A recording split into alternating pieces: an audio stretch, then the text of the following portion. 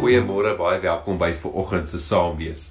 Vandag gaan ek so 'n bietjie met jou gesels oor rus. Ja, rus is nou die een ding waaroor ons vandag 'n bietjie kan nadink. En die vraag is, wanneer laas het jy regtig gerus? Ek praat nie van net vinnig gou grond gevat nie, ek praat van wanneer laas het jy regtig gerus? Het jy die ritme in jou lewe om tyd te maak om te rus? En ek vermoed jy gaan waarskynlik net soos ek sê nee.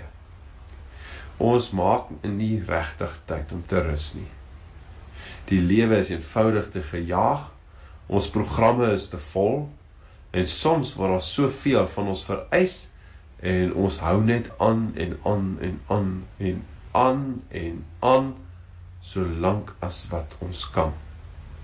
Nou goed, ons is nie gemaak om so te leef nie. Ek wil jou aanmoedig om tyd te maak, moeite te maak, ritme te kry in jou lewe waar jy rus.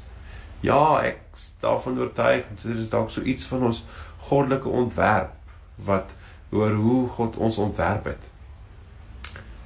Ek dink aan die skepping. As ons na die geloofsbelijdenis kyk, daar in Genesis 1, van God as skepper, dan rus hy ook op die 7de dag. Ek wil vandag saam met jou lees, daar uit Eksodus 34, vers 21.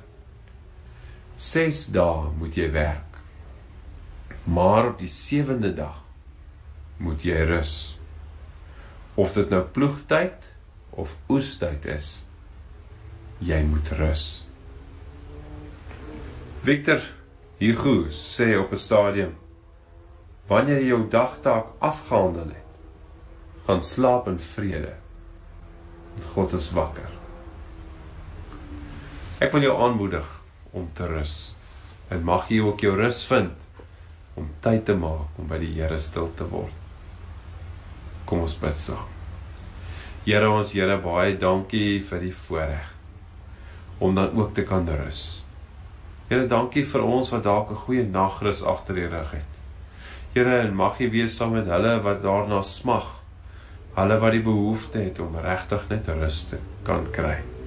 Mag jy ons help om ook verantwoordelik om te gaan met rus, dat ons na onsself sal kyk, en na die verantwoordelikheid mag nakom.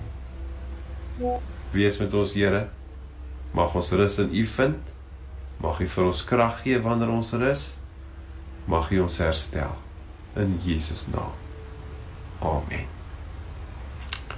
Ek maak klaar, deur vir jou te vra. As jou selfoon se battery pap is, wat maak jy daarmee? Jy doen moeite om dit te laai. Gaan doen asseblief met jouself dieselfde. Mooi bly.